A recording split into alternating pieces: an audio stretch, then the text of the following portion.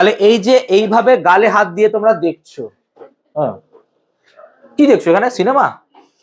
আমি সিনেমা চালাচ্ছি? আমি সিনেমা চালাচ্ছি নাকে বল নিয়ে আছি জোকার? লেখো না ভাই, নেই তো। দিয়ে বাড়ি গিয়ে বলবে স্যার বুঝছি না। গালে হাত দিয়ে এরকম করে দেখছো, স্যারকে কি সুন্দর দেখতে।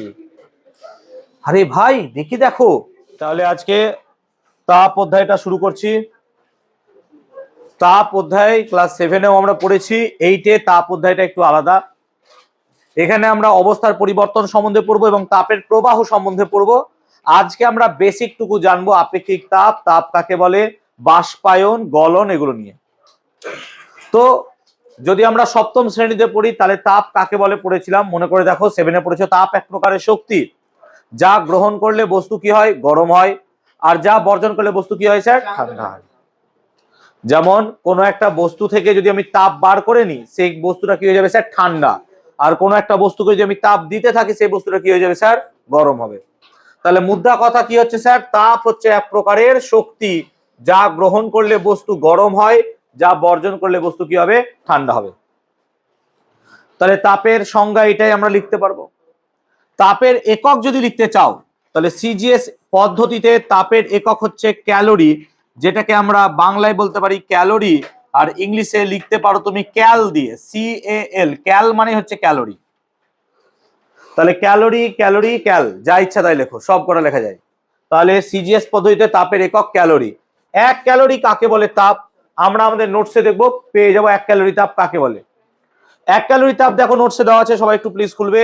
1 গ্রাম বিশুদ্ধ জলের উষ্ণতা 1 ডিগ্রি সেলসিয়াস বৃদ্ধি করতে যে পরিমাণ তাপের প্রয়োজন হয় তাকে বলা হয় 1 ক্যালোরি। তাহলে 1 গ্রাম বিশুদ্ধ জলের উষ্ণতা 1 ডিগ্রি সেলসিয়াস বৃদ্ধি করতে যতটুকু তাপ দরকার হয় সেই তাপকে বলবো আমরা কি, 1 ক্যালোরি। তাই না, বুঝতে পেরেছি? তাহলে 1 গ্রাম বিশুদ্ধ জলের উষ্ণতা কত বাড়াবো আমরা, 1 ডিগ্রি সেলসিয়াস। তাহলে যে পরিমাণ তাপ দরকার হবে তাকে কি বলবো, 1 ক্যালোরি। এখন এই যে 1 ক্যালোরিটা আমরা বলছি 1 ডিগ্রি সেলসিয়াস তাপমাত্রা বাড়াবো, তাপমাত্রাটাকে আমি কোথা থেকে কোথায় বাড়াবো, 0 থেকে 1 না 99 থেকে 100? প্রত্যেক ক্ষেত্রে কি তাপ একই লাগবে না। যদি 0 ডিগ্রি সেলসিয়াস থেকে 1 ডিগ্রি সেলসিয়াস বাড়াও, সেক্ষেত্রে যে পরিমাণ তাপ লাগবে 99 থেকে 100 তাপ বাড়ালে পরে 1 ডিগ্রি সেই তাপ লাগবে না, তার থেকে কম বেশি লাগবে। সেই জন্য বিজ্ঞানীরা কি করলো, গড় ক্যালোরি বার করার চেষ্টা করলো। গড় ক্যালোরি, গড় ক্যালোরি জিনিসটা কি না, তো তাপমাত্রা 0 থেকে 100 পর্যন্ত বাড়াচ্ছি, তাহলে 1 গ্রাম বিশুদ্ধ জলের উষ্ণতা 100 ডিগ্রি বৃদ্ধি করতে যে পরিমাণ তাপ লাগবে তাকে যদি 100 দিয়ে ভাগ করে দাও, তাহলে তাকে বলবো গড় ক্যালোরি। তাহলে গড় ক্যালোরি কাকে বলে না, তো 1 গ্রাম বিশুদ্ধ জলের উষ্ণতা 100 ডিগ্রি সেন্টিগ্রেড বৃদ্ধি করতে যে পরিমাণ তাপ দরকার তাকে 100 দিয়ে ভাগ করলে তুমি পাবে গড় ক্যালোরি। দেখা গেছে এই গড় ক্যালোরির মান উষ্ণতাটাকে যদি 14.5 ডিগ্রি সেলসিয়াস থেকে 15.5 ডিগ্রি সেলসিয়াস, অর্থাৎ টেম্পারেচারটাকে যদি 14.5 ডিগ্রি সেলসিয়াস থেকে 15.5 ডিগ্রি সেলসিয়াসে বাড়াও, এখানেও দেখো 1 ডিগ্রি সেলসিয়াসই বাড়ছে। এই উষ্ণতা যতটা দরকার 1 ডিগ্রি সেলসিয়াস বৃদ্ধি করতে 1 গ্রাম জলের জন্য, সেটা দেখা যাচ্ছে গড় ক্যালোরির সাথে সমান হয়ে যাচ্ছে। সেই জন্য আমরা যে ক্যালোরির সংজ্ঞা দিয়েছি, সেই ক্যালোরির সংজ্ঞাতে ব্র্যাকেটে দেখো 14.5 15.5 দেওয়া আছে। তার রিজনটা হচ্ছে কি, গড় ক্যালোরির সাথে সেটাকে সমান করার জন্য। তো মুদ্রা কথা, ক্যালোরি কাকে বলে, 1 গ্রাম বিশুদ্ধ জলের উষ্ণতা 1 ডিগ্রি সেলসিয়াস, কিন্তু ব্র্যাকেটে কি লিখবো, 14.5 থেকে 15.5 ডিগ্রি সেলসিয়াস বৃদ্ধি করার জন্য যে পরিমাণ তাপ প্রয়োজন তাকে বলা হচ্ছে 1 ক্যালোরি। তার কারণ হলো কি, গড় ক্যালোরির সাথে সমান করার জন্য। আর একটা কি না, তো এসআই পদ্ধতিতে তাপের একক কি হচ্ছে, জুল, নাকি? এসআই পদ্ধতিতে তাপের একক জুল, যেটাকে ক্যাপিটাল জে দিয়ে লিখতে পারো বা বর্গজয়সু ল, জুল দিয়ে লিখতে পারো। তো তোমরা তোমাদের বইয়ে পেজ নাম্বার দেখে নাও, পেজ নাম্বার কত হচ্ছে 36, সেখানে তোমরা জুল ক্যালোরি দুটোই পেয়ে যাবা। ক্লিয়ার হলো? তাহলে আমরা এখানে লজিক্যালি দেখছি কি, যে সিজিএস পদ্ধতিতে একক হচ্ছে ক্যালোরি, এসআই পদ্ধতিতে একক হচ্ছে কি, জুল। এবং তুমি যদি দেখো মাথায় রাখবে একটা রিলেশন হয়, 1 ক্যালোরি মানে কত রে, 4.2 জুল। তাহলে এটা মাথায় রাখবো, 1 ক্যালোরি মানে কত হয়, 4.2 জুল। দেখে নেবে তোমরা, আমাদের নোটস বোধহয় 4.1825 আছে, যেটাকে আমরা 4.2 বলছি। তাই 1 ক্যালোরি সমান তুমি লিখবা 4.2 জুল। ক্লিয়ার হলো? তাহলে তাপের সিজিএস পদ্ধতিতে একক হচ্ছে ক্যালোরি, এসআই পদ্ধতিতে একক হচ্ছে জুল। 1 ক্যালোরি মানে 4.2 জুল। সংজ্ঞাগুলো আমরা মোটামুটি বললাম, জাস্ট এটা ক্লাস 7 এ ছিল, আমরা সেরকম পড়লাম, কিন্তু ক্যালোরির সংখ্যাটা ভালো করে মুখস্থ রাখবো, জুলের সংখ্যাটা ভালো করে মেমোরিতে রাখবো, যেটা আমাদের দরকার আছে। ক্লিয়ার? তাহলে তাপ কি হলো? এক প্রকারের শক্তি, যা গ্রহণ করলে বস্তু উত্তপ্ত হয় আর বর্জন করলে ঠান্ডা হয়। তাপের সিজিএস একক কি হবে? ক্যালোরি। এসআই একক কি হবে? 1 ক্যালোরি সমান। ক্লিয়ার হলো সবার? আজ ক্লিয়ার হয়েছে? এবার তাপ কি কি বিষয়ের উপর নির্ভর করে? ধরো কোনো একটা জায়গায় বস্তু রেখে দিয়েছি, এখানেকার তাপ কি কি বিষয়ের উপর নির্ভর করবে? তার জন্য বিভিন্ন রকম পরীক্ষা করে দেখা গেছে কোন বস্তুর মধ্যে থাকা তাপ 3টি বিষয়ের উপর নির্ভর করে। ক্লাস 7 এ পড়ে মনে করে দেখতে পারো। তাহলে কোন পদার্থের মধ্যে যে তাপ থাকবে সেই তাপটা 3টি বিষয়ের উপর নির্ভর করবে। এক হচ্ছে পদার্থের ভর, অর্থাৎ তোমার ভর যত বেশি হবে তোমার তার মধ্যে থাকা তাপের পরিমাণও কি হবে? বেশি হবে। তাহলে কোন পদার্থের মধ্যে থাকা তাপের পরিমাণ কার সঙ্গে সমান স্যার, বা কার সঙ্গে সম্পর্কযুক্ত? ভরের সাথে। তোমার যদি ভর বেড়ে যায় তাহলে তাপের পরিমাণও কি হবে স্যার? বাড়বে। ভর যদি কমে তাপের পরিমাণ কমবে। সেজন্য একটা মোটা ব্যক্তির তাপের পরিমাণ কি হবে? বেশি, রাদার দেন কি হবে আমাদের একটা পাতলা ব্যক্তি, কারণ তার ভর কি হবে? কম। 2 নম্বর কি হচ্ছে? উষ্ণতা। আমরা বলেই দিতে পারি যার উষ্ণতা বেশি তার মধ্যে থাকা তাপের পরিমাণ বেশি হবে, কারণ তাপ আর উষ্ণতার মধ্যে উষ্ণতা হচ্ছে তাপের বহিঃপ্রকাশ। হ্যাঁ না বলো? ক্লাস 7 এ পড়েছো। অর্থাৎ কোন পদার্থের উষ্ণতা জেনে তার মধ্যে থাকা তাপের পরিমাণ বোঝা যেতে পারে যে তার মধ্যে তাপ বেশি আছে না কম আছে। যেমন ধরো কোন একটা বস্তুকে হাত দিলাম, গরম লাগলো, তার মানে বেশি তার উষ্ণতা, তার মধ্যে তাপের পরিমাণ কি? বেশি।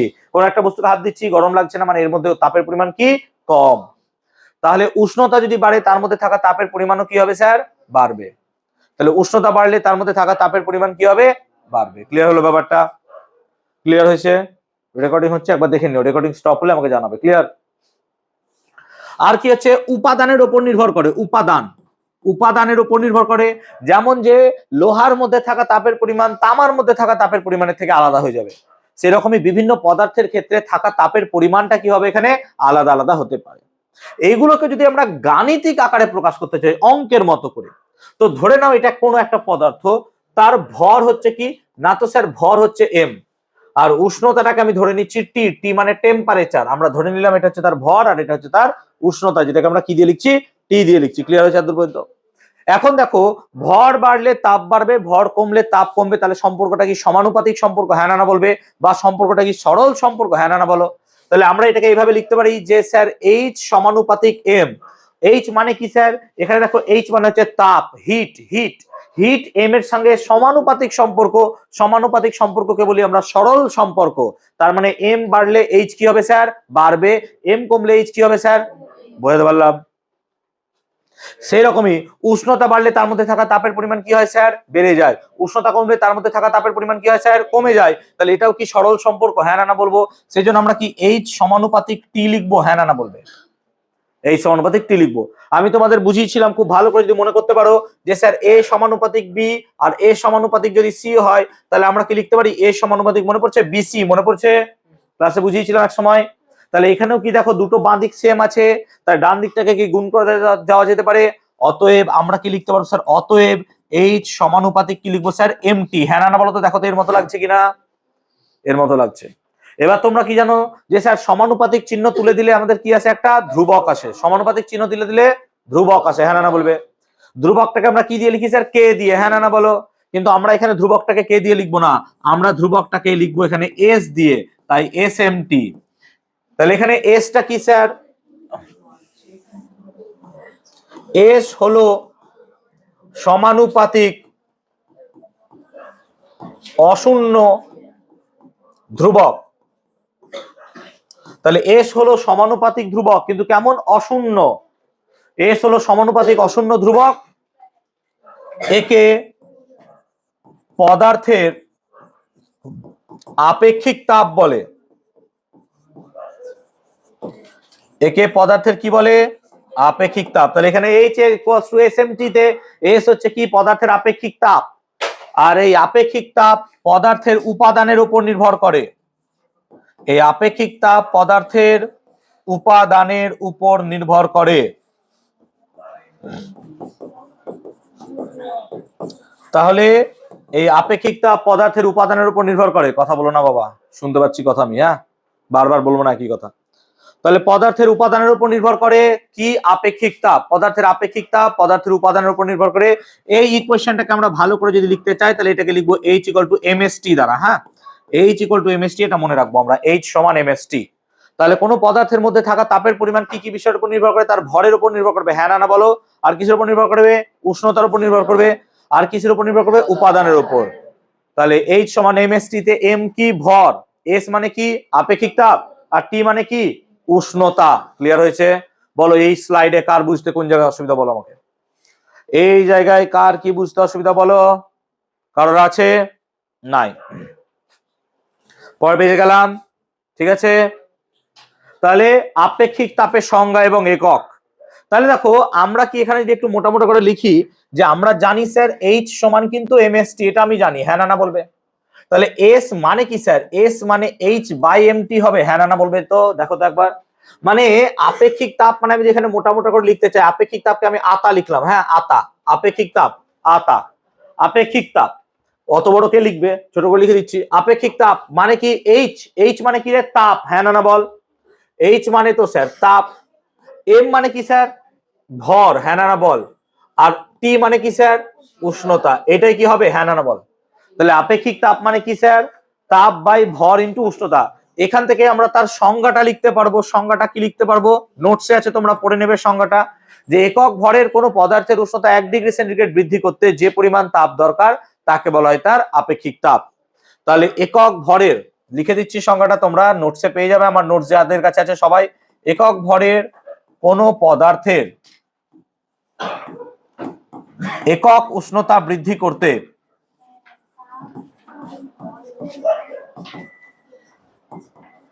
যে পরিমাণ তাপের দরকার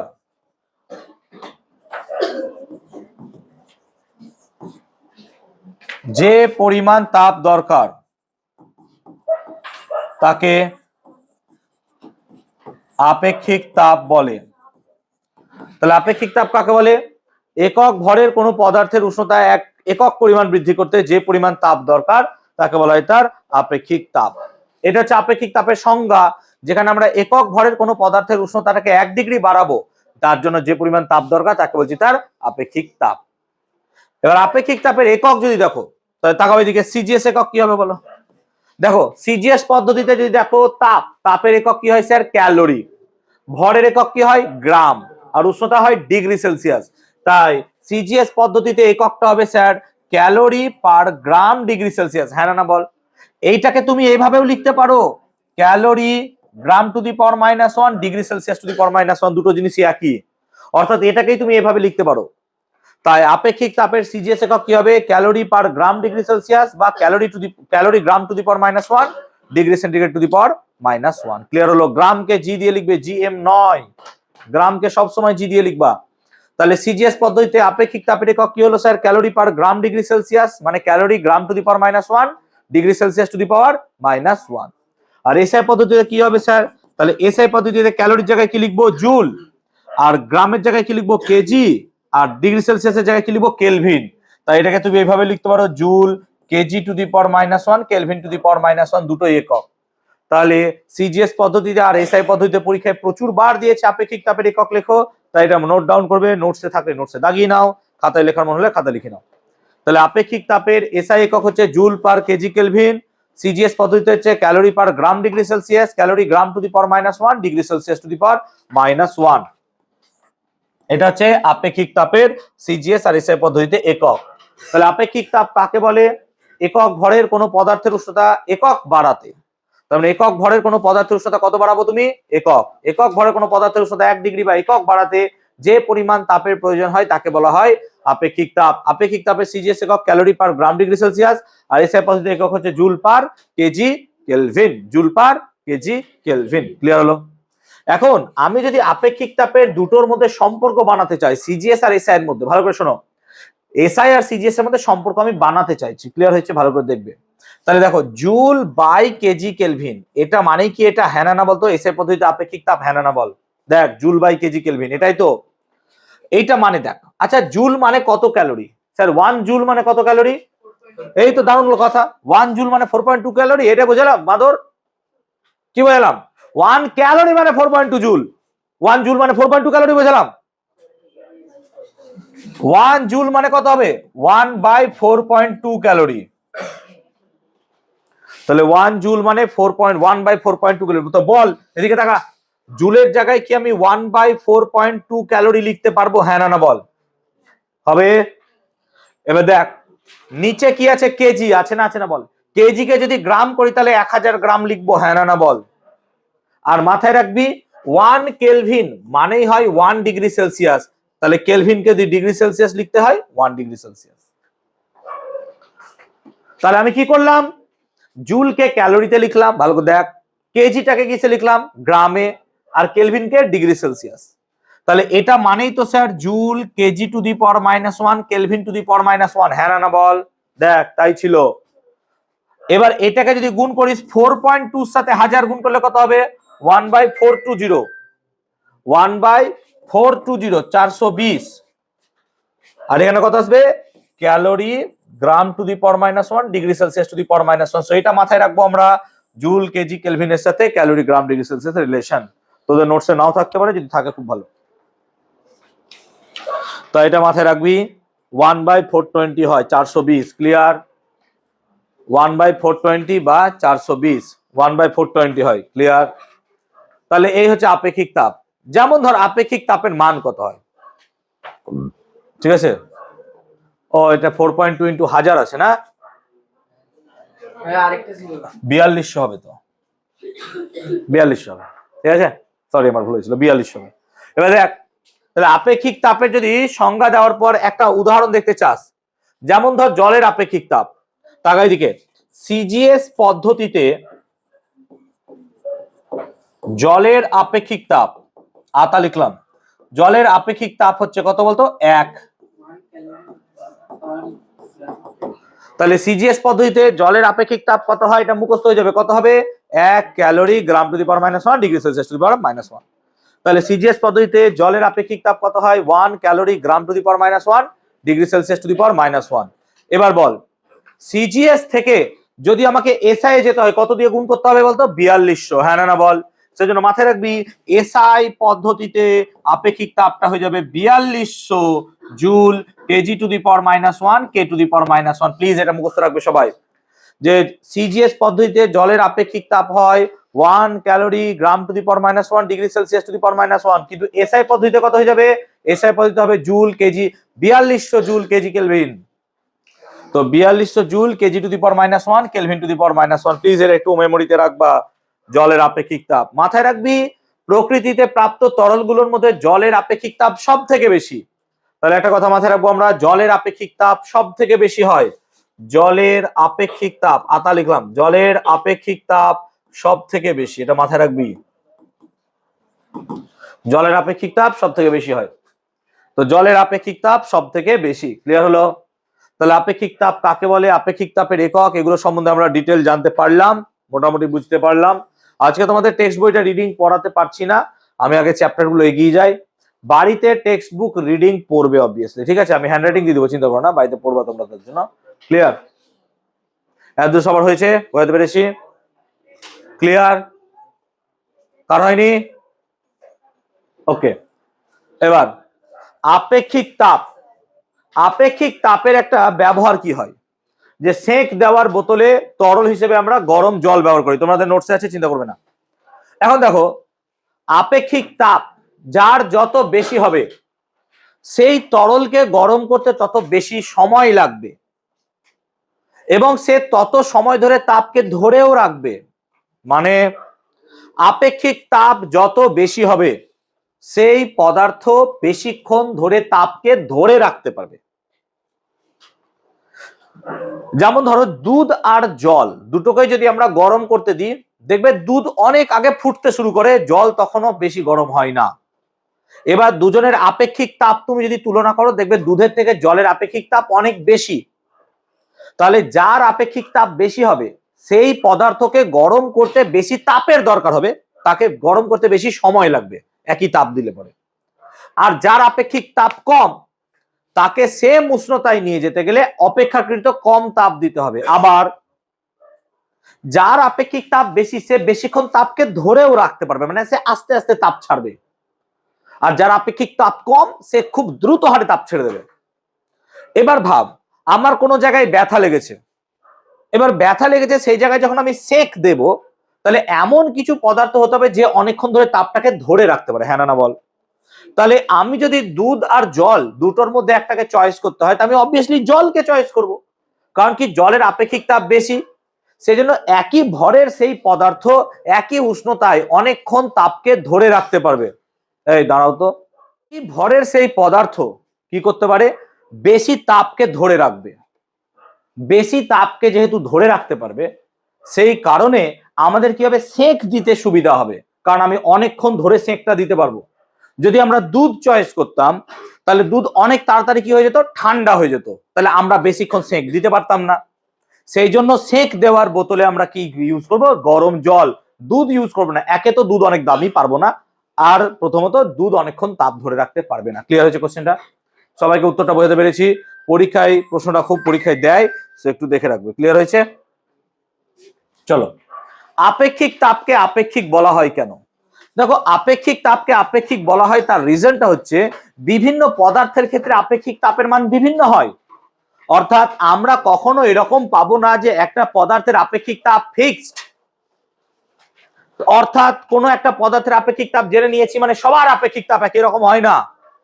এটা পদার্থ অনুযায়ী বিভিন্ন রকমের হয়। অর্থাৎ লোহার আপেক্ষিক তাপ একরকম হবে, তামার আপেক্ষিক তাপ একরকম হবে, বিভিন্ন পদার্থের তাপের আপেক্ষিক তাপ একরকম হয় না, আলাদা হয় বলে এটাকে আপেক্ষিক বলা হয়। বিকজ এটা বস্তু ভেদে অর্থাৎ পদার্থ ভেদে এর আপেক্ষিক তাপের মানটা কি হয়ে যায়, আলাদা। যেমন ধরো, আমি যদি কোনো জায়গায় লিখে দিই যে সিসার আপেক্ষিক তাপ, সিসার আপেক্ষিক তাপ কত স্যার, না তো সিসার আপেক্ষিক তাপ 0.03 ক্যালোরি গ্রাম -1 ডিগ্রি সেলসিয়াস -1। এর মানে কি, এর মানে কি, এর অর্থ কি? যে কোনো জায়গায় আমার লেখা থাকলো সিসার আপেক্ষিক তাপ 0.03 ক্যালোরি গ্রাম -1 ডিগ্রি সেন্টিগ্রেড -1, এর মানে কি? এর মানেটা বোঝাচ্ছে যে 1 গ্রাম বিশুদ্ধ সীসা উষ্ণতা 1 ডিগ্রি সেন্টিগ্রেড বৃদ্ধি করতে 0.03 ক্যালোরি তাপের প্রয়োজন। তাহলে 1 গ্রাম বিশুদ্ধ জল, এই যে এই প্রশ্নটা খুব ইম্পর্টেন্ট, যে সীসার আপেক্ষিক তাপ 0.03 calorie per gram degree Celsius বলতে কি বোঝো? এটা বলতে বোঝায় যে 1 গ্রাম বিশুদ্ধ সীসার উষ্ণতা 1 ডিগ্রি সেলসিয়াস বৃদ্ধি করতে আমার 0.03 ক্যালোরি তাপ দরকার, যেটা আপেক্ষিক তাপের সংজ্ঞা ছিল। আপেক্ষিক তাপের সংজ্ঞা কি ছিল? একক ভরের কোনো পদার্থের উষ্ণতা একক বৃদ্ধি করতে যে পরিমাণ তাপ লাগে। দেখ, তাহলে এখানে একক ভর বলতে 1 গ্রাম বিশুদ্ধ সীসার কথা বলছি, আর উষ্ণতা একক বলতে 1 ডিগ্রি সেলসিয়াসকে বোঝাচ্ছি। তাহলে 1 গ্রাম বিশুদ্ধ সীসার উষ্ণতা 1 ডিগ্রি সেলসিয়াস বৃদ্ধি করতে 0.03 ক্যালোরি তাপের প্রয়োজন, এটা আমরা এখানে বুঝলাম। তাহলে আপেক্ষিক তাপকে আপেক্ষিক কেন বলা হয়, আই হোপ এটা বোঝাতে পেরেছি। আর সীসার আপেক্ষিক তাপ 0.03 ক্যালোরি গ্রাম -1 ডিগ্রি সেন্টিগ্রেড -1 বলতে কি বোঝায়, এটাও বুঝিয়ে দিয়েছি। আই হোপ তোমরা সকলে এটা এবারে উত্তর এখান থেকে লিখতে পারবে। তাহলে আমরা এখনো আপেক্ষিক তাপ সম্বন্ধেই পড়ছি, আপেক্ষিক তাপ জিনিসটা কি, এটসেট্রা এটসেট্রা। তাহলে আপেক্ষিক তাপ কিসের উপর নির্ভর করে, পদার্থের উপাদান। পদার্থের উপাদান আমরা একটু আগে সেটা এখানে ভালো করে লিখে দিয়েছিলাম যে পদার্থের উপাদানের উপর নির্ভর করে, তোমরা দেখতে পারো উপাদান এই যে লিখে দিয়েছি। তাহলে আপেক্ষিক তাপ পদার্থের উপাদানের উপর নির্ভর করে, এটা মাথায় থাকবে। ক্লিয়ার? চলো, হয়েছে সবার? হয়েছে? এবার বস্তুর উষ্ণতা বৃদ্ধি বা হ্রাসের জন্য বস্তু দ্বারা গৃহীত বা বর্জিত তাপ। আচ্ছা বল, গৃহীত তাপ মানে কি? ধর আমার কাছে এই পেন্সিলটা আছে, এর তো একটা তাপমাত্রা আছে, এবার একে যদি আমি তাপ দিই এর তাপমাত্রা কি হবে বলতো, বাড়বে। তাহলে যদি বস্তুর তাপমাত্রা বাড়ে তাহলে সেক্ষেত্রে আমরা কি পাবো, গৃহীত তাপ, হ্যাঁ না বল? গৃহীত মানে তাপ গ্রহণ করেছে। আর যদি তাপমাত্রা কমে যায় সেক্ষেত্রে আমরা কি পাবো বলতো, বর্জিত তাপ। কেন বলতো, তাপ সেক্ষেত্রে কি করেছে বেটা, বর্জন করেছে। তাহলে আমরা এখানে গৃহীত তাপ আর বর্জিত তাপ দুটো আলাদা কেস করে নিচ্ছি। গৃহীত তাপের ক্ষেত্রে ভাব, ধরেলে একটা কোনো পদার্থ আছে, তার ভর হচ্ছে m, আর আপেক্ষিক তাপ আমি অবভিয়াসলি আতা লিখবো, আপেক্ষিক তাপ কত এস ধরে নিলাম। আর ধর এইখানে যখন বস্তুটা আছে তার প্রাথমিক উষ্ণতা ধরেলে, তার প্রাথমিক উষ্ণতা কত না তো স্যার T1, কিন্তু একে যখন গরম করছি তাপ দিচ্ছি তাহলে এর কি উষ্ণতা বাড়বে, হ্যাঁ না না বলতো? বাড়বে না বাড়বে না? বাড়বে স্যার। তাহলে অন্তিম উষ্ণতা কত হলো স্যার? অন্তিম উষ্ণতা আমি ধরে নিলাম T2। তাহলে ভালো করে বলতো এখানে যে T2 গ্রেটার দ্যান T1 হবে, হ্যাঁ না না বল?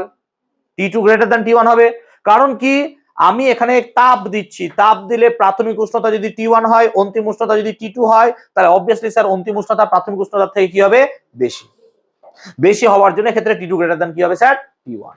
ক্লিয়ার হয়েছে? তাহলে বলতো আমরা তাপের ফর্মুলা কি একটু আগে পেয়েছি? হ্যাঁ স্যার তাপের ফর্মুলা তো পেয়েছি, H ইকুয়াল টু কি ছিল স্যার mst। তাহলে বলতো যদি ভর আপেক্ষিক তাপ দেওয়া থাকে, প্রাথমিক উষ্ণতা T1 হয়, তাহলে কি আমি এখানে লিখবো যে প্রাথমিক তাপ, বল প্রাথমিক তাপ কত হবে স্যার? প্রাথমিক তাপ হবে স্যার mst1, হ্যাঁ না বল? ঠিক বলছি কিনা? কেন mst t এর জায়গায় কি লিখবো T1। আর বলতো অন্তিম তাপ কত হবে? অন্তিম তাপ হবে স্যার mst2। এবার বল আচ্ছা আগের তাপটা বেশি না পরের তাপটা বেশি? স্যার পরের তাপ বেশি। তাহলে যদি এখন বলি বেটা কত তাপ নিয়েছে কি করে বার করবি? স্যার অন্তিম তাপ মাইনাস প্রাথমিক তাপ, হ্যাঁ না বল? এটাই কি গৃহীত তাপ, হ্যাঁ না বল? এটাই কি গৃহীত তাপ? তাহলে আমরা এখানে লিখতে পারবো স্যার গৃহীত তাপ সমান mst2 minus mst1, ms common নিয়ে নিলে T2 মাইনাস T1। এইটা হচ্ছে আমার গৃহীত তাপ mst2 মাইনাস T1, মাথায় থাকে যেন। তাহলে গৃহীত তাপ মানে হবে mst2 মাইনাস T1, গৃহীত তাপ মানে হবে mst2 মাইনাস T1। ক্লিয়ার হয়েছে? তাহলে গৃহীত তাপ কত হবে mst2 মাইনাস T1, বলতে পারলাম সবাইকে? বলবে আমাকে। এবার তুমি বলো সেম জিনিসের কথা পাবো, সেম জিনিসের কথা ভাবছি যে একটা যে কোনো বস্তু আছে, তার ভর কত না তো স্যার ভর m, আপেক্ষিক তাপ কত? আপেক্ষিক তাপ স্যার s, আর প্রাথমিক উষ্ণতা আমি ধরছি কত স্যার? প্রাথমিক উষ্ণতাটাকে আপনি ধরুন T1। এবার ধরো সে আস্তে আস্তে তাপকে হারাচ্ছে, তাপ ছেড়ে দিচ্ছে, এবং ছেড়ে দেওয়ার ফলে তার আস্তে আস্তে উষ্ণতাও কি কমবে, হ্যাঁ না বলো? দিয়ে আমি ধরলাম যে অন্তিম উষ্ণতা কত স্যার? T2। এবার বলো তো T2 বড় না T1 বড়? T1 বড় স্যার, সে আস্তে আস্তে তাপ হারিয়ে দিচ্ছে, তাই আমরা এখানে কি লিখবো sir? T1 greater than T2, হ্যাঁ না বল? মানে আমরা যদি ওই প্যাটার্নে লিখতে চাই তাহলে এক্ষেত্রে T2 লেস দ্যান T1 হবে, হ্যাঁ না বল? T2 লেস দ্যান T1 হবে না? তাহলে এখানে প্রাথমিক তাপ কত হবে না তো স্যার? প্রাথমিক তাপ তো দেখতে পাচ্ছি, প্রাথমিক তাপ হবে mst1, হ্যাঁ না বল? প্রাথমিক তাপ হবে কত? mst1। আর অন্তিম তাপ কত হবে? অন্তিম তাপ হবে স্যার mst2। বলতো কোনটা বড় হবে, T1 না T2? স্যার T1 বড় হবে। তাহলে এইটা প্রাথমিক তাপ বড়, অন্তিম তাপ ছোট, মানে তার কি তাপ কমেছে, হ্যাঁ না বল? তাপ কমেছে মানে কি বলবো? তাপ সে ছেড়ে দিয়েছে, আর ছেড়ে দিয়েছে কে যদি বাংলা ভাষায় ভালোভাবে বলিস তাহলে কি বলবি? বর্জিত তাপ, হ্যাঁ না বল? তাহলে আমরা কি এখানে লিখবো যে স্যার বর্জিত তাপ মানে কত হবে? বর্জিত তাপ মানে হবে mst1 মাইনাস mst2, মানে হবে কত স্যার? mst1 minus T2। বল কে বুঝিসনি বল গৃহীত বা বর্জিত তাপ? কে বুঝিসনি বল গৃহীত বা বর্জিত তাপ? বলে ফেল কোন জায়গাটা, বলো আমাকে। হ্যাঁ T1 বড়, তো T1 যদি বড় হয় ms তো একই, তো T1 বড় আর T2 ছোট, তাহলে প্রাথমিক তাপ বড় না অন্তিম তাপ বড়?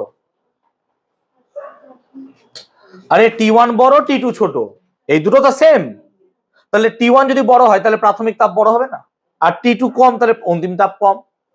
তাহলে প্রাথমিক তাপের থেকে যদি অন্তিম তাপ কম হয় তাহলে পদার্থটা তাপ ছেড়েছে না নিয়েছে? তাপ ছেড়ে দিয়েছে, সেই জন্য তো বর্জিত তাপ। বুঝতে পারলাম না বুঝতে পারিসনি? ক্লিয়ার হয়েছে? জিজ্ঞেস করে নিবি আমাকে। ক্লিয়ার হয়েছে সবার? এত ক্লিয়ার সবার? এবার এগুলো কি বইয়ে করে দেওয়া আছে, নোটসে আছে? দেখো তো পরপর করা আছে কিছু? তাহলে এই যে এইভাবে গালে হাত দিয়ে তোমরা দেখছো, হ্যাঁ কি দেখছো এখানে? সিনেমা? আমি সিনেমা চালাচ্ছি? আমি সিনেমা চালাচ্ছি, নাকে বল নিয়ে আছি, জোকার। লেখো না ভাই, নেই তো, দিয়ে বাড়ি গিয়ে বলবে স্যার বুঝছি না। গালে হাত দিয়ে এরকম করে দেখছো স্যারকে কি সুন্দর দেখতে, আরে ভাই দেখি দেখো।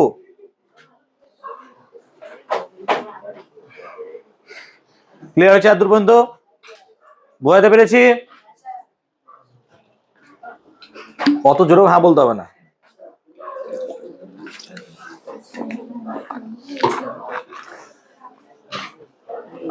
চলো পরের পেজ যাচ্ছি, তাড়াতাড়ি করবে প্লিজ, এতক্ষণ বসে থাকলে। তাহলে গৃহীত বা বর্জিত তাপ সবাইকে বোঝাতে পেরেছি। Is it clear for everyone? সকলে বুঝতে পেরেছো? কোনো সমস্যা এতদূর পর্যন্ত? চলো পরের পেজ দেখছি। এবার ক্যালোরিমিতির মূলনীতি। ক্যালোরিমিতির মূলনীতিটা ভালো করে বোঝো। ধরো তোমার কাছে একটা বক্স আছে, বক্স, ভালো করে বোঝ বেটা, বক্স আছে, ঠিক আছে, এর মধ্যে কিছুটা জল আছে, ধর কিছুটা জল, কিছু জল আছে, কিছু জল, জল রেখেছিস। এবার ধর এই জলের ভর, ভালো করে বুঝবি, জলের ভর, জলের ভর কত না, তো ধরলাম m1, আর জলের আপেক্ষিক তাপ, আমি আতা লিখবো, আপেক্ষিক তাপ কত s1 ধরলাম, আর জলের উষ্ণতা কত, আমি উষ্ণতাটাও ধরলাম কত T1, আমি এগুলো ধরে নিলাম যা আছে। হবে না হবে না বল? এটা ঠিক আছে আর দূর। এবার ধর আমি এখানে কি করলাম, একটা গনগনে আগুনে রাখা কোন লোহার বলকে এনে ভরে দিলাম, দিয়ে লোহার বলটাকে এখানে রেখে দিলাম, লোহার বল কি করছে, তাপ ছাড়ছে, হ্যাঁ না বল, লোহার বল কি করছে, তাপ ছাড়ছে।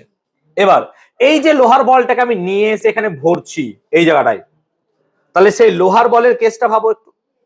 আমরা ধরে নিচ্ছি লোহার বল, লোহার বলের ভর কত স্যার, m2, লোহার বলের ভর কত ধরলাম আমি, m2। তাহলে এখানে যে জলটা ছিল সেই জলের ভর কত ধরলাম, m1, আপেক্ষিক তাপ কত ধরলাম, s1, আর যে উষ্ণতায় ছিল সেটা কত ধরলাম। আমি একটা কোন লোহার বলকে খুব গরম করেছি, দিয়ে নিয়ে আসি, লোহার বলের ভর কত, m2, লোহার বলের আতা কত, আপেক্ষিক তাপ কত, s2, আর ধরেলে লোহার বলের উষ্ণতা কত, T2। এই তো সুন্দর ধরে নিচ্ছ, তাহলে এই ধরলাম। এবার তুই বল, তাকায় দিকে, যখন লোহার বলটাকে এখানে মিক্সড করব, তাহলে কি লোহা আস্তে আস্তে তাপ ছাড়বে, হ্যাঁ না বল? কেন, লোহাটা তো তাপমাত্রা অনেক বেশি, আমরা ধরে নিচ্ছি যে T2 গ্রেটার দেন T1, মানে কি এর উষ্ণতা এর থেকে অনেক বেশি, তাহলে একে যদি এখানে রাখো এ তো তাপ আস্তে আস্তে ছাড়বে, তাহলে বর্জিত তাপ কার হবে এর, হ্যাঁ না বল? বর্জিত তাপ কে দেবে, লোহার, আর তাপ গ্রহণ করবে কে স্যার, জল, তাহলে গৃহীত তাপ কার, জলের। বোঝাতে পেরেছি? এবার এ তাপ ছাড়তে ছাড়তে ছাড়তে ছাড়তে এমন একটা সময় আসবে যখন জল আর লোহার বলের তাপমাত্রা কি হয়ে যাবে, সেম, হ্যাঁ না বল? তাহলে আমরা ধরছি এটা চূড়ান্ত উষ্ণতা, কি ধরছি, চূড়ান্ত উষ্ণতা। ধরি চূড়ান্ত উষ্ণতা কত না, তো চূড়ান্ত উষ্ণতা হচ্ছে টি। এই যে চূড়ান্ত উষ্ণতা টি, এই চূড়ান্ত উষ্ণতাটা কি এরও চূড়ান্ত উষ্ণতা, হ্যাঁ না বল, মানে অন্তিম উষ্ণতা। আর এই চূড়ান্ত উষ্ণতা বা অন্তিম উষ্ণতা কি এরও অন্তিম উষ্ণতা, হ্যাঁ না বল? তাহলে এই যে জলের ভর বা জল, জল তাপ কি করেছিল, গ্রহণ করেছিল, হ্যাঁ না বল?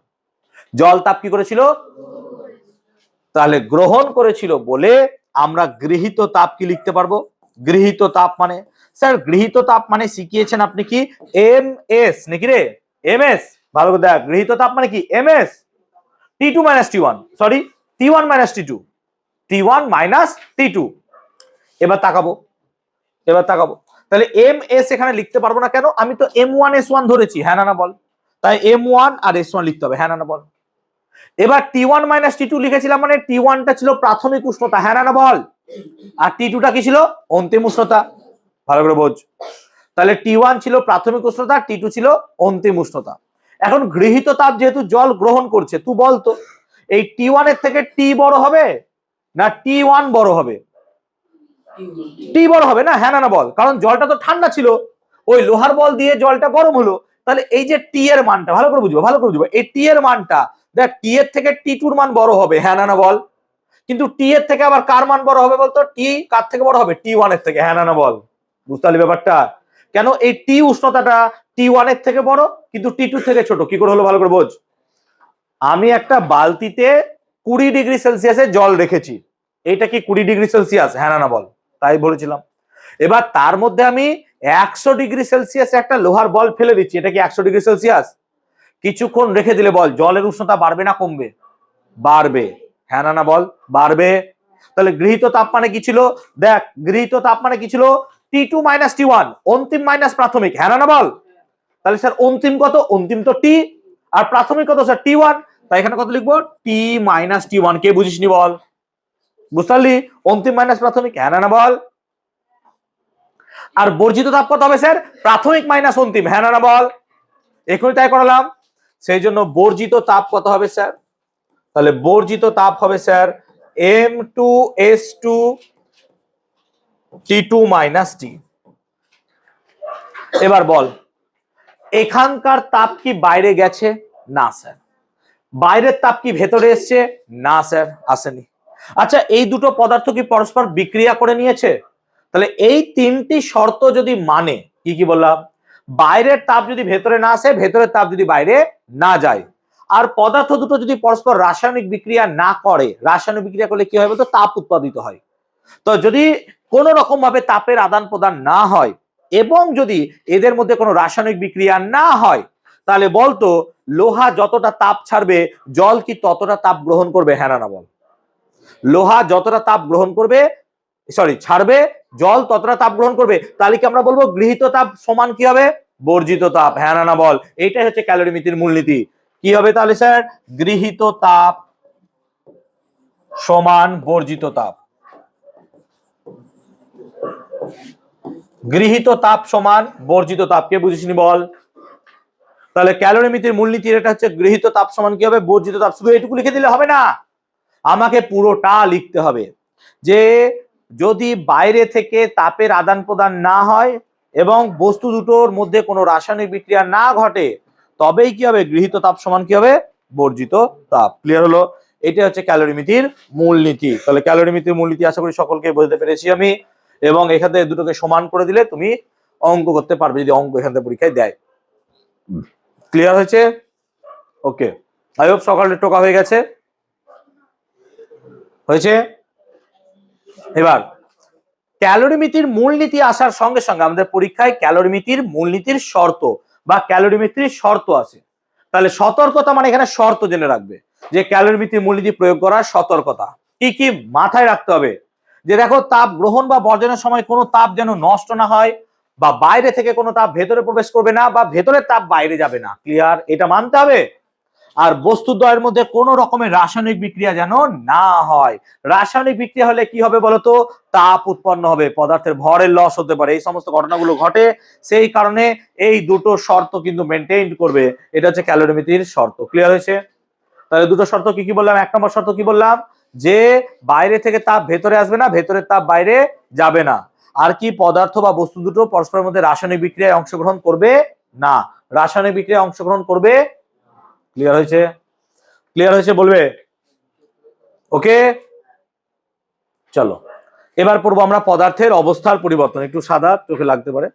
পদার্থের অবস্থার পরিবর্তন কি ক্লাস 7 আমরা একটু পড়েছি? হ্যাঁ না বলবে? পদার্থের কয়টা অবস্থা স্যার? তিনটে। কঠিন, তরল, গ্যাস। এছাড়াও আর একটা অবস্থা হয়, দ্যাট ইজ কল্ড প্লাজমা। তাহলে এটাকে বলা হয় পদার্থের চতুর্থ অবস্থা। পদার্থের পঞ্চম অবস্থাও হয়, that's called Bose Einstein condensate. আমার নোটস আছে দেখবা, বোস আইনস্টাইন কনডেনসেট। এটা হচ্ছে পদার্থের পঞ্চম অবস্থা। এই পঞ্চম অবস্থা আর্টিফিশিয়াল স্যাটেলাইটে বানানো হয়েছে মহাশূন্যে। হোয়াটএভার, সেসব নিয়ে পরে কথা হবে। তাহলে প্লাজমা কি স্যার? মাথায় রাখবে, আয়নিত গ্যাসীয় কণাগুলোকে আমরা প্লাজমা বলি। আয়নিত গ্যাসীয় কণা, অর্থাৎ ধরো আমার কাছে পারদ আছে, পারদের ওপর থেকে যদি আমি চাপ কমিয়ে দিই, তাহলে সেক্ষেত্রে দেখা যায় পারদ বাষ্প হয়, অর্থাৎ পারদ গ্যাসিয়াস স্টেটে চলে যায়, গ্যাস। ওই গ্যাস থেকে যদি সর্ববহিস্থ কক্ষে থেকে একটা বা দুটো ইলেকট্রন বেরিয়ে যায়, তাহলে ওটা ক্যাটায়নে পরিণত হয়ে যায়। ওই যে ক্যাটায়নটা হলো, ওইটাই হচ্ছে প্লাজমা। তাহলে প্লাজমা বলতে আমরা মুদ্রা কথা ছোট্ট করে বুঝবো, আয়নিত গ্যাসীয় কণা। হ্যাঁ না বলো? অর্থাৎ কোন একটা কণাকে গ্যাস করো, দিয়ে তার থেকে আয়ন করো, বাস তুমি হয়ে গেছে প্লাজমা। কিন্তু আমরা দৈনন্দিন জীবনে কিন্তু প্লাজমা খুব একটা ইউজ করি না। আমরা কঠিন, তরল, গ্যাস এই সমস্ত পদার্থ নিয়ে বেশি দেখাশোনা করি বলে এই তিনটাকে নিয়ে আলোচনা করবো আমরা। দেখো, কঠিন থেকে যখন তরলে কোনো পদার্থ পরিণত হয় তখন সেই পদার্থ তাপ গ্রহণ করে বা তার উপর তাপ দিতে হয়। তেমনি তরল থেকে যখন সে গ্যাসীয় পদার্থে যাবে তখন সেই পদার্থ কি হবে, তাপ গ্রহণ করবে। কেন স্যার হয় না? তো দেখো, কঠিন পদার্থগুলোর মধ্যে না এরকম করে আকর্ষণ বলটা খুব বেশি হয়, আর তরলের মধ্যে আকর্ষণ বলটা একটু কম, আর গ্যাসের মধ্যে আকর্ষণ বল আরো কম। এবার বল, কঠিন থেকে তরলে যখন পদার্থ যাবে, কঠিন থেকে যখন তরলে পদার্থ যাবে তখন এই পদার্থের অণুগুলোর মধ্যে ফাঁক বাড়াতে হবে, হ্যাঁ না না বল, তবে তো তরলে যাবে। তো আমি যদি এদেরকে তাপ দিই, এদেরকে কি দিই, তাপ, তাহলে এই কণাগুলো না ভাইব্রেশন, কম্পন বেড়ে যায়, এরকম আমার কাঁপতে থাকে। কাঁপে বা কম্পনের ফলে এদের মধ্যে এই যে দূরত্বটা আছে না, দূরত্বটা বেড়ে যায়, অর্থাৎ তাদের মধ্যে আকর্ষণ বলটা আস্তে আস্তে শিথিল হয়, কমে যায়। তাহলে আকর্ষণ বল আস্তে আস্তে কমে গেলে কঠিন পদার্থটা কিসে পরিণত হয়ে যাবে, তরলে। এবার এই তরলকে যদি আরো তাপ দিই তাহলে এদের ভাইব্রেশন কি হবে, আরো বেড়ে যাবে, দেখা যাবে এদের আকর্ষণ বলটা আর নাই প্রায়, তখন তারা কিসে পরিণত হয়ে যাবে স্যার, গ্যাসে। বুঝতে পারলাম? তাহলে কঠিন পদার্থকে তাপ দিলে সে বেটা কেন তরলে পরিণত হয় বুঝতে পারলাম, কারণ তাদের ভাইব্রেশন কি বেড়ে যায়, কম্পন। তো ভাইব্রেশন বা কম্পন যদি বেড়ে যায় তাদের মধ্যে ইন্টারমলিকিউলার ডিস্টেন্স বা আন্তরাণবিক আকর্ষণ বল বা আন্তরাণবিক দূরত্ব কি হয়ে যায়, বেড়ে যায়।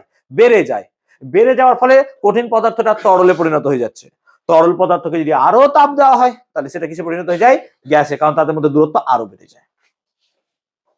তাহলে তাপ প্রয়োগ করে কঠিন থেকে তরলে পরিণত করা যায়, তরল থেকে গ্যাসে। এবার বলো তো, তাহলে গ্যাস থেকে তরলে যেতে গেলে তাপ নিষ্কাশন করতে হবে, হ্যাঁ না বলো, অর্থাৎ তাপটাকে বার করতে হবে।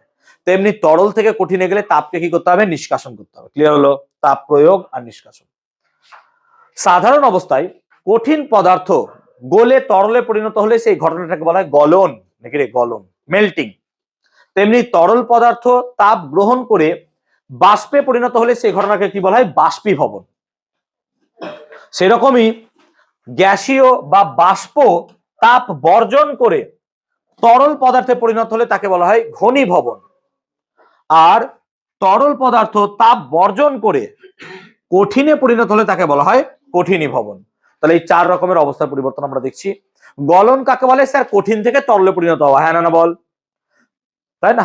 বাষ্পীভবন কাকে বলে স্যার, তরল থেকে বাষ্পে পরিণত হওয়া বা গ্যাসে পরিণত হওয়া। সেরকমই গ্যাস থেকে তরলে পরিণত হওয়া কি হবে স্যার, ঘনীভবন। আর তরল থেকে কঠিনে পরিণত হওয়াকে বলবো কঠিনীভবন। এছাড়াও আরো 2 রকমের দেখা যায়, কি কি স্যার, না তো কঠিন থেকে সরাসরি গ্যাসে পরিণত হয়, একে বলা হয় ঊর্ধ্বপাতন। যেমন ধরো, তুমি যদি আলমারির ভেতরে কর্পূর বা আলমারির ভেতরে ন্যাপথলিন ভরে দাও, কিছুদিন পর দেখবে ন্যাপথলিনটা আর নেই, কিন্তু ন্যাপথলিনটা গলে তরলেও পরিণত হয় না। অর্থাৎ এক্ষেত্রে ন্যাপথলিনটা রেখে দিলে দেখা যাবে ন্যাপথলিনটা কঠিন পদার্থ থেকে সরাসরি কিসে পরিণত হয়ে যাচ্ছে, গ্যাসীয় পদার্থে। তাহলে এই ঘটনাটাকে বলছি ঊর্ধ্বপাতন। সেই রকমই গ্যাসীয় পদার্থ সরাসরি কঠিন পদার্থে পরিণত হতে পারে, এটাকে বলা হয় অবক্ষেপণ। কি বলা হয়? ক্লিয়ার হলো? তাহলে ঊর্ধ্বপাতন, অবক্ষেপণ কনসেপ্টটা 6 রকমের পড়লাম, কিন্তু আমরা এখানে বিশেষ কতগুলো অবস্থার পরিবর্তন সম্বন্ধে পড়বো। এখন দেখো, ক্লাস 7-এ তোমরা পড়েছো অবস্থার পরিবর্তনের জন্য একটা বিশেষ তাপ দরকার, নিশ্চয়ই জানো, কি নাম তার, লিন তাপ। তাহলে 7-এ আমরা লিন তাপ সম্বন্ধে পড়েছিলাম, মনে পড়ছে? তাহলে লিন তাপ কাকে বলে? আচ্ছা, বিভিন্ন অবস্থার সংজ্ঞা কি আমি দিলাম, কি কি? গলন কাকে বলে বললাম, বলো, বোঝালাম? গলন কাকে বলে, বাষ্পীভবন কাকে বলে, ঘনীভবন কাকে বলে, কঠিনীভবন কাকে বলে, ঊর্ধ্বপাতন কাকে বলে, অবক্ষেপণ। আমি কি সব বললাম, হ্যাঁ না বলবে? এবার তাহলে এই অবস্থার পরিবর্তনের জন্য কি তাপ দরকার, লিন তাপ। লিন তাপ কাকে বলে ক্লাস 7-এর সংজ্ঞা পড়েছিল, মনে আছে? একক ভরের কোনো পদার্থের উষ্ণতার পরিবর্তন না করে কেবলমাত্র, লিন তাপ পড়েছিস না পড়েছিস 7-এ? ছিল তো। একক ভরের কোনো পদার্থের উষ্ণতার পরিবর্তন না করে তার অবস্থার পরিবর্তন করতে যে পরিমাণ তাপ দরকার হয় তাকে বলা হয় তার লিন তাপ। তাহলে একক ভরের কোনো পদার্থের উষ্ণতার পরিবর্তন না করে শুধুমাত্র অবস্থার পরিবর্তন করতে যে পরিমাণ তাপ দরকার তাকে বলা হয় তার লিন তাপ। উদাহরণ দিচ্ছি, দেখ, ধর এটা আমার কাছে আছে বরফ, এটা আমার কাছে আছে বরফ। এই বরফকে যদি আমি জলে পরিণত করতে চাই, এবার ধর 1 গ্রাম বরফ আছে, ভালো করে বোঝ, 1 গ্রাম বরফ আছে। এই 1 গ্রাম বরফকে যদি আমরা 1 গ্রাম জলে পরিণত করতে চাই তাহলে আমার 80 ক্যালোরি তাপ দরকার। অর্থাৎ আমি বরফকে 80 ক্যালোরি তাপ দিলে 1 গ্রাম বরফ কিসে পরিণত হবে স্যার, 1 গ্রাম জলে। আবার উল্টোটা ভাব, যে আমি যদি 1 গ্রাম জলের থেকে 80 ক্যালোরি তাপ বার করে নিই, হ্যাঁ না বল, তাহলে সেটা কিসে পরিণত হয়ে যাবে? 1 গ্রাম বরফে। বুঝতে পারলাম? তাহলে এটাকে কি বলবো? গলনের লীন তাপ, হ্যাঁ না বল। এটাকে কি বলবো? কঠিনী ভবনের লীন তাপ, হ্যাঁ না বল। তাহলে গলনের লীন তাপ, কোনো একটা পদার্থ কঠিন থেকে তরলে পরিণত হওয়ার সময় একক ভরের উষ্ণতার পরিবর্তন না করে শুধুমাত্র অবস্থার পরিবর্তন করতে যে পরিমাণ তাপ দরকার তাকে বলা হয় তার গলনের লীন তাপ। ক্লিয়ার হলো ব্যাপারটা? এইভাবে আমরা কঠিনী ভবনের লীন তাপের সংজ্ঞা পড়বো। দেখবে সংজ্ঞাগুলো সব আমার দেওয়া আছে, নিশ্চয়ই পেয়েছো তোমরা। এবার দেখো, জলকে যদি আবার 537 ক্যালোরি তাপ দাও না, তাহলে সেটা কিসে পরিণত হয়ে যায় বলতো? বাষ্পে। তাহলে এটাকে কি বলবো? বাষ্পীভবনের লীন তাপ, হ্যাঁ না বল। তাহলে জলের বাষ্পীভবনের লীন তাপ কত হবে স্যার? 537 ক্যালোরি পার গ্রাম। সেরকমই জলীয় বাষ্প থেকে যদি আমি 537 ক্যালোরি তাপ বার করে নিই, তাহলে সেটা কি হয়ে যাবে স্যার? 1 গ্রাম জলে পরিণত হবে। তাহলে লীন তাপ কাকে বলে?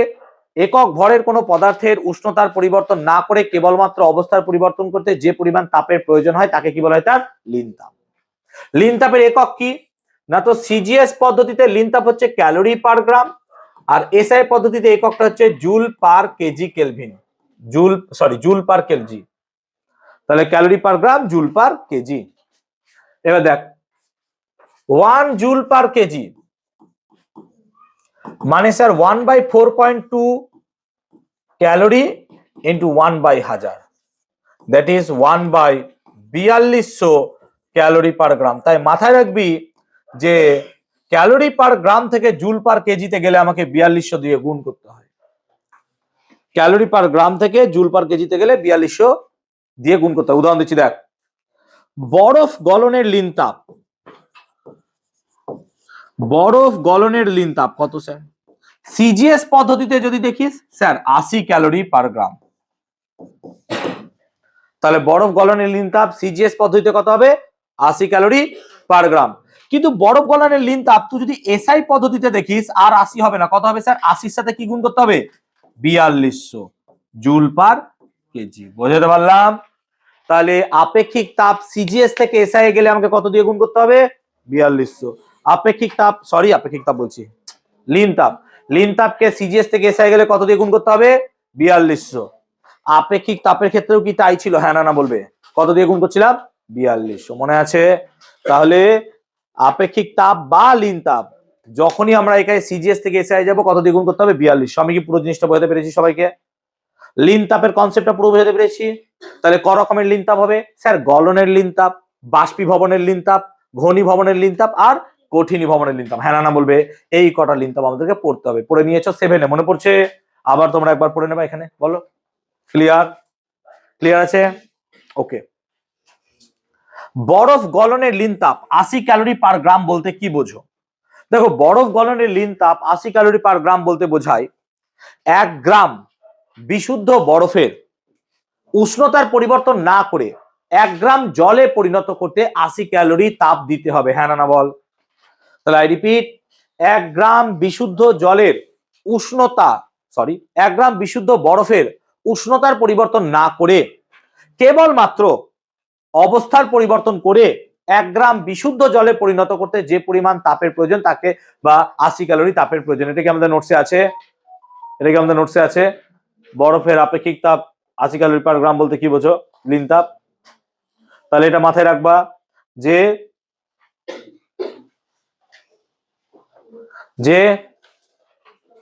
বরফ গলনের লীন তাপ 80 ক্যালোরি পার গ্রাম বলতে বোঝায় 1 গ্রাম বিশুদ্ধ বরফের উষ্ণতা পরিবর্তন না করে কেবলমাত্র 1 গ্রাম বিশুদ্ধ জলে পরিণত করতে 80 ক্যালোরি তাপের প্রয়োজন। তাহলে বরফ গলনের লীন তাপ 80 ক্যালোরি পার গ্রাম বলতে বোঝায় 1 গ্রাম বিশুদ্ধ বরফের উষ্ণতা পরিবর্তন না করে 1 গ্রাম জলে তাকে পরিণত করতে 80 ক্যালোরি তাপের প্রয়োজন। So we need 80 calorie heat. আমাদের 80 ক্যালোরি তাপের প্রয়োজন হবে। এটা ইম্পর্টেন্ট কোশ্চেন, একটা পরীক্ষা আসতে পারে। আমাদের বরফ গলনের লিন তাপ 80 ক্যালোরি পার গ্রাম বলতে কি বোঝায়? তাহলে 1 গ্রাম বিশুদ্ধ বরফের উষ্ণতা 1 ডিগ্রি মানে উষ্ণতা পরিবর্তন না করে 1 গ্রাম বিশুদ্ধ জলে পরিণত করতে আমাদের কত লাগবে? 80 ক্যালোরি তাপের প্রয়োজন। ক্লিয়ার হয়েছে? ক্লিয়ার হয়েছে? ওকে, হয়েছে সবার? বুঝতে পেরেছো? হ্যাঁ হ্যাঁ, করে নাও করে নাও, তাড়াতাড়ি করে নাও। ওকে, হয়েছে?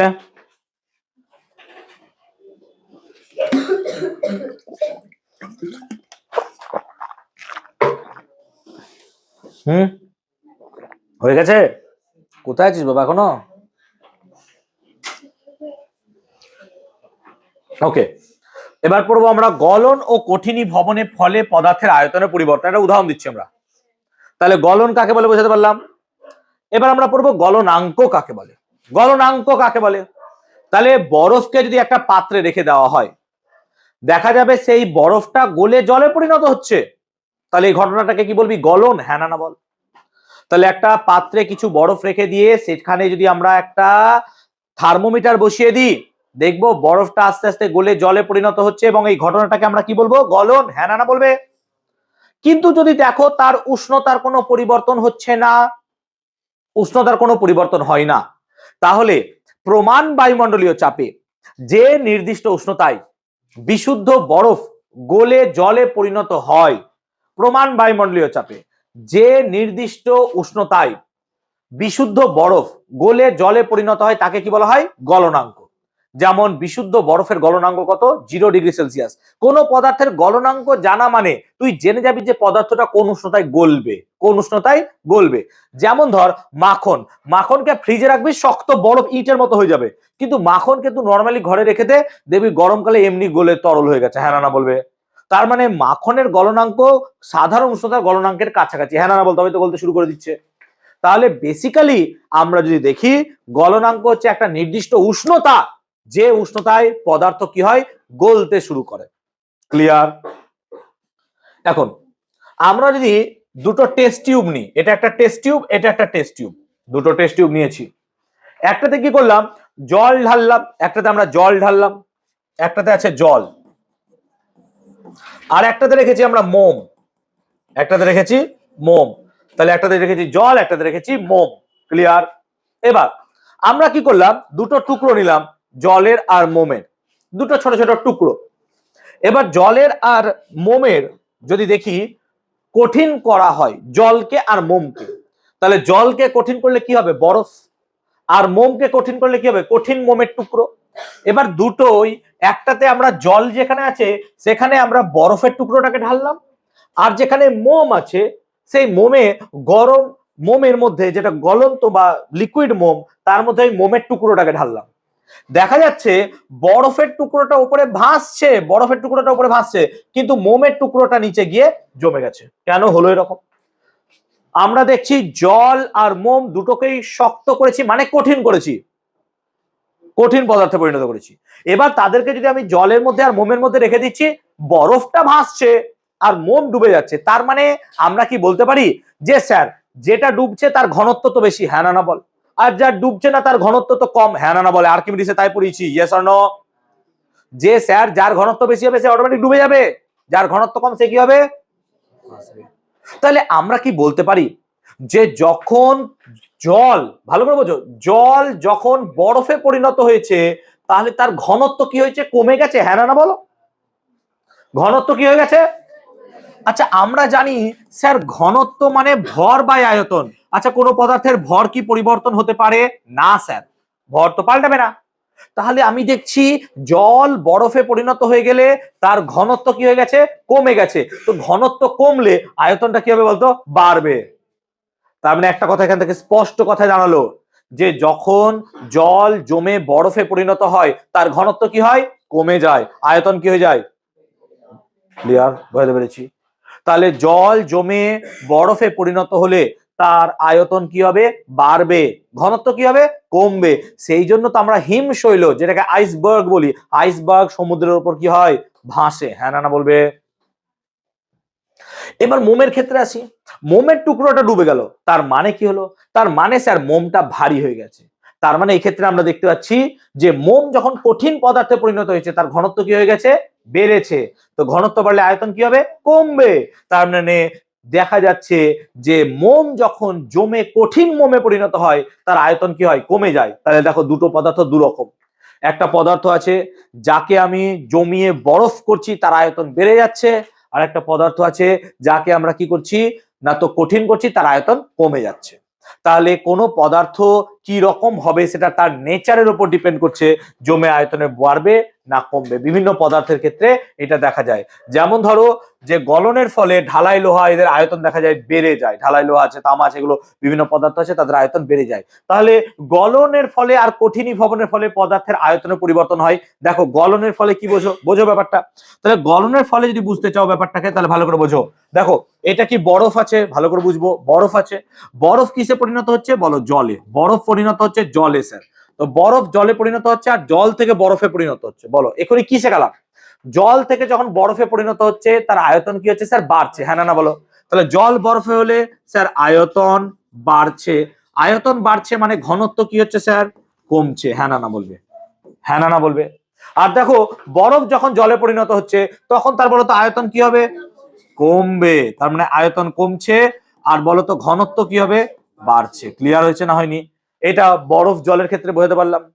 তেমনি যদি আমি মোম আর মোমের টুকরো দেখি তার পুরো জিনিসটা উল্টো হবে। হ্যাঁ না বলো? মোম আর মোমের টুকরোর ক্ষেত্রে কি হবে? পুরো জিনিসটা উল্টো হবে। কারণ এই ক্ষেত্রে দেখো পুরো ঘটনাটাই উল্টো। আমি কি বোঝাতে পেরেছি? তাহলে বিভিন্ন পদার্থের ক্ষেত্রে এই পদার্থের আয়তনটা চেঞ্জ হয় গলনের উপর। ক্লিয়ার হয়েছে ব্যাপারটা? বোঝাতে পেরেছি সবাইকে? এবার হচ্ছে গলনের সূত্র। তাহলে গলনের সূত্র আমাদের নোটসে আছে, আমরা ডিটেল পড়বো। আমি পয়েন্ট করে বুঝিয়ে দিচ্ছি যে গলনের সময় এই উষ্ণতা অপরিবর্তিত থাকে, একে গলনাঙ্ক বলে। গলনাঙ্ক আমি সংজ্ঞাটা ভালো করে লিখেছি কি, যে কোনো পদার্থের নির্দিষ্ট উষ্ণতায় প্রমাণ বায়ুমণ্ডলীয় চাপে কোনো পদার্থ গলতে শুরু করে সেই উষ্ণতাটাকে কি বলা হয়? গলনাঙ্ক। ভালো করে দেখো, 2 নম্বর পয়েন্টটা ইম্পর্টেন্ট প্লিজ। গলনের ফলে যে সকল পদার্থের আয়তন হ্রাস পায়, যেমন ধরো কি দিয়েছি, ঢালাই লোহা ইত্যাদি, চাপ বৃদ্ধি করলে ওই সকল পদার্থের গলনাঙ্ক কমে যায়। আমরা একটু পরে পড়াচ্ছি এটা একটু পরে বোঝাচ্ছি। গলনের ফলে যে সকল পদার্থের আয়তন বৃদ্ধি পায়, চাপ বাড়ালে তাদের গলনাঙ্ক বৃদ্ধি পায়। তাহলে গলনের ফলে যে সকল পদার্থের আয়তন হ্রাস পায়, গলনের ফলে আয়তন হ্রাস পায় বরফ, ঢালাই লোহা ইত্যাদি, এখনই বোঝালাম আমি। তাহলে চাপ বাড়ালে তাদের গলনাঙ্ক কি হবে স্যার? কমে যায়। আর গলনের ফলে যে সকল পদার্থের আয়তন বাড়ে, চাপ বাড়লে তাদের গলনাঙ্ক বেড়ে যায়। এটা মনে রাখবে, 2 নম্বর পয়েন্টটা খুব ইম্পর্টেন্ট, স্টার দিয়ে রাখছি। এটা একটু পরে বোঝাচ্ছি আমি। দ্রবণের হিমাঙ্ক দ্রাবকের হিমাঙ্ক অপেক্ষা কম হয়, এটাও একটু পরে বোঝাচ্ছি আমি। ঠিক আছে? তাহলে এই সংজ্ঞাগুলো একটু আমরা ডিটেলস পড়বো, আমরা আস্তে আস্তে একটা একটা করে এক্সপ্লোর করি। ক্লিয়ার? আর এখানে বেশি সময় নিচ্ছি না, আমি এটাকে ডিটেল একটু পরে বোঝাচ্ছি। তোমাদের নোটসে আছে আই হোপ, আর লেখার দরকার নাই, দাগিয়ে নেবে তোমরা। ঠিক আছে? গলনাঙ্কের উপর বায়ুমণ্ডলীয় চাপ আর অপদ্রব্যের উপস্থিতি, যেটা আমরা এখানে 2 আর 3 পয়েন্টটাকে নিয়ে আলোচনা করছি। ক্লিয়ার? আমরা যদি একটা উদাহরণ নিই তাহলে খুব ভালো করে বুঝতে পারবো। উদাহরণটা কি ভালো করে দেখবে। উদাহরণটা হচ্ছে এরকম, যে আমরা যদি ফ্রিজ থেকে দুটো বরফের টুকরো নিয়ে আসি। কার ক্লাস আছে 7:30 থেকে? যদি কারোর থাকে মনে হয় সে যেতে পারো। যাও, আমার তো রেকর্ডেড আছে, তোমরা রেকর্ডেড দেখতে পারবা। স্যারের তো রেকর্ডেড দেখতে পারবে না, শুনতেও পারবে না। আর যদি মনে হয় যে না ক্লাস করে যাবো, একটু লেট হলেও যাবে, যেতে পারো, তোমাদের চয়েস সেটা। আমি তোমাদেরকে ছাড়লাম। চলো আমি এবার সময় নষ্ট না করে এদিকে আসি। গলনাঙ্ক, তোমার ক্লাস আছে? বসো। ঠিক আছে। গলনাঙ্কের উপর বায়ুমণ্ডলীয় চাপ। তাহলে আমরা যদি ফ্রিজ থেকে দুটো টুকরো বরফ বার করি, ফ্রিজ থেকে দুটো, স্যারকে বলো একটু পড়াটা একটু পিছিয়ে দিতে। 7:30 কোনো টাইম হয় না পড়ানোর, 8টা করে দিলে সব থেকে ভালো হয়। কারণ তোমাদের স্কুল থেকে 5টায় থাকে, ছুটি হয় 4:30টায়, একটু রেস্ট নিয়ে আমি 5:30 থেকে ক্লাস শুরু করি, তাই না বলো? স্যারকে বলবা একটু যদি লেট করে তাহলে বেটার হয়। ঠিক আছে? তুমি যাও, যারা যেতে চাও যেতে চাও, অসুবিধা নেই, যাদের স্যারের ক্লাস আছে। চলো, গলনাঙ্কের উপর বায়ুমণ্ডলীয় চাপের প্রমাণ আমরা দেখছিলাম। দেখো আমরা ফ্রিজ থেকে দুটো টুকরো বরফ বার করছি, প্লিজ কথা বলবে না, যারা বেরোনো বেরো। বরফের টুকরো দুটো নিলাম। এবার তাকা, বরফের টুকরোটাকে যদি আমি এরকম জোরে টিপে দিই, প্রেস করি, দেখবি বরফের টুকরো দুটো না আটকে গেছে। হ্যাঁ না বল? আটকে গেছে না যখন জোরে চাপ দেবো? তাহলে এখানে কি ঘটনা ঘটলো এটা একটু আমরা দেখতে চাইছি। তাহলে কার প্রভাব আলোচনা করছি এখন বলতো? চাপ, কারণ আমরা চেপেছিলাম। হ্যাঁ না বল? ধর এটা একটা বরফের টুকরো, ভালো করে দেখবি ভাই, এটা একটা বরফের টুকরো, এই বরফের টুকরো দুটো ধর গায়ে গায়ে লেগে আছে। আমি যখন ওপর থেকে চাপ দিচ্ছি তখন এই জায়গাটায় কি চাপ বাড়ছে, হ্যাঁ না বল। এবার গলনের 2 নম্বর সূত্রটাই আয়। গলনের ফলে যে সকল পদার্থের আয়তন হ্রাস পায়, বরফের কি আয়তন হ্রাস পায়? হ্যাঁ স্যার, একটু আগে তো তাই পড়ালেন যে বরফ গলে জল হলে আয়তন কি হয়? কমছে। আয়তন কি হয়? কমছে। তাহলে বেসিক্যালি আমরা তো তাই দেখলাম স্যার। তাহলে চাপ বাড়ালে ওই পদার্থের গলনাঙ্ক কমে যায়, তার মানে আমি কি এখানে চাপ বাড়িয়েছি? হ্যাঁ স্যার। তাহলে এখানকার গলনাঙ্ক কি কমে গেছে? হ্যাঁ স্যার। তার মানে যদি এখানকার গলনাঙ্ক 0 ডিগ্রি সেলসিয়াস ছিল, বরফের গলনাঙ্ক 0 ডিগ্রি সেলসিয়াস ছিল, এখন সেটার গলনাঙ্ক কি আর 0 ডিগ্রি সেলসিয়াস আছে? না স্যার, তার থেকে কম। তাহলে কোনো পদার্থ যদি গলনাঙ্কের থেকে বেশি উষ্ণতায় থাকে তাহলে সেই জায়গাটা কি হয়ে যায়? জল হয়ে যায়। তাহলে এই জায়গাটা তরল হয়ে যাবে। তাহলে এই জায়গাটা কি হচ্ছে বলতো? আস্তে আস্তে জল জমছে, এই জায়গাটা আস্তে আস্তে কি হচ্ছে? জল। এবার চাপটাকে যখন ছেড়ে দিচ্ছি, তাহলে চাপ ছেড়ে দিলে গলনাঙ্কটা আবার কি হচ্ছে? আগের অবস্থায় চলে আসছে। বলে এই জলটা আবার কিসে জমে জমে কি হয়ে যাচ্ছে? বরফ হয়ে যাচ্ছে। বলে এই জায়গাটা আটকে যাচ্ছে। হ্যাঁ না বলো। তাহলে দুটো বরফকে যদি আমি প্রেস দিই, চাপ দিই, তাহলে পরে এই মাঝের যে অংশটা আছে সেই অংশটা কি হয়ে যাচ্ছে? গলে কিসে পরিণত হয়ে যাচ্ছে? তরলে পরিণত হয়ে যাচ্ছে। তরলে পরিণত হয়ে যাচ্ছে, আবার চাপ সরিয়ে নিচ্ছি, ওই তরলটা আবার জমে কিসে পরিণত হয়ে যাচ্ছে? বরফে পরিণত হয়ে যাচ্ছে। বলে বরফটা কি লাগছে? জোড়া লেগে যাচ্ছে। তাহলে আমরা এখানে কি দেখলাম? গলনের ফলে যে সকল পদার্থের আয়তন কমে যায়, চাপ বাড়ালে তাদের গলনাঙ্ক কি হয়ে যায়? কমে যায়। আর গলনের ফলে যে সকল পদার্থের আয়তন বৃদ্ধি পায়, যেমন একটা উদাহরণ কি হতে পারে? মোম। হ্যাঁ না বলো। তাহলে বলো চাপ বাড়ালে তাদের গলনাঙ্ক কি হবে স্যার? বাড়বে। যেমন মোমের ক্ষেত্রে 0.04 ডিগ্রি সেলসিয়াস বেড়ে যায় যদি 1 বায়ুমণ্ডলীয় চাপ বাড়ানো যায়। তোমাদের নোটসে বা বই আছে, দেখে নেবে। তাহলে পরে আমরা একটা সিম্পল সূত্র 2 নম্বরটা এখানে প্রতিষ্ঠিত করলাম যে যে সকল পদার্থের গলনের ফলে আয়তন কমে যায়, চাপ বাড়ালে তাদের গলনাঙ্ক কি হয়ে যাবে স্যার? কমে যাবে। এই ঘটনাটাকে বলা হয় পুনঃশীলী ভবন। কি বলা হয়? পুনঃশীলী ভবন। স্যার পুনঃশীলী ভবনটা কি ভালো করে বল। শিল মানে কি রে? শিলাবৃষ্টি। শিল মানে পাথর, বরফ। দেখ, চাপ দিয়ে এখানে কি তৈরি করছি বলতো? জল তৈরি করছি। হ্যাঁ না বল। এই জলটা কি পুনরায় বরফে পরিণত হচ্ছে? পুনরায় বরফ, বরফকে কি বললাম এখনই? শিল, শিলা। পুনরায় শিলা পরিণত হচ্ছে, পুনঃশীল। কথাটা এসছে পুনঃশীলী ভবন। অর্থাৎ চাপ দিলে এই জায়গাটা কিসে পরিণত হয়ে যাচ্ছে? জলে। চাপ সরিয়ে নিলে জলটা আবার কিসে পরিণত হয়ে যাচ্ছে? বরফে। অর্থাৎ জল যেহেতু পুনরায় বরফে পরিণত হচ্ছে, সেই জন্য এই ঘটনাটার নাম কি দিলাম? পুনঃশীলী ভবন। বর্ণনগর মিশন প্লিজ রিমাইন্ড রাখবে, পুনঃশীলী ভবন পরীক্ষা তোমাদের এসছে কিন্তু। হ্যাঁ, পুনঃশীলী ভবন। পরে বলবে না যে স্যার এটা কোথায় আছে, ভালো করে বুঝিয়ে দিচ্ছি, শুনে নাও। পুনঃশীলী ভবনটা ক্লিয়ার হলো।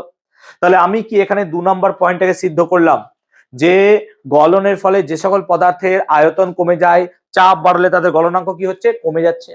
আর গলনের ফলে যে সকল পদার্থের আয়তন বৃদ্ধি পায়, চাপ বাড়লে তাদের গলনাঙ্ক বৃদ্ধি পায়। ক্লিয়ার হয়েছে? এটা ক্লিয়ার হয়েছে। এবার আসছি আমরা অপদ্রব্যের উপস্থিতি। দেখা গেছে যে বরফ দিয়ে যদি আমরা কুলফি জমাতে চাই, কোনোদিন কুলফি জমে না, কারণ দুধের হিমাঙ্ক অনেক কম আছে, বা তারপর চিনি ফিনি দিয়ে দিচ্ছে ওগুলো। তো আমি যদি কুলফি জমাতে চাই তখন শুধু বরফ দিয়ে কোনোদিনও সম্ভব হবে না। তোমরা যদি একটু ক্লোজলি ওয়াচ করো দেখবে বরফের সাথে অনেক সময় আমরা লবণ মিশিয়ে দিই। আমরা কি করি? লবণ মিশিয়ে দিই। তাহলে এই বরফের সাথে যখন আমরা লবণ মিশিয়ে দিচ্ছি তখন তার হিমাঙ্ক বা বরফের যে তোমার কঠিনীভবন হওয়ার জন্য যে টেম্পারেচার, সেটা অনেক কমে যায়। তাহলে আমরা যদি দেখছি গলনাঙ্ক বা হিমাঙ্ক, হিমাঙ্ক কাকে বলে?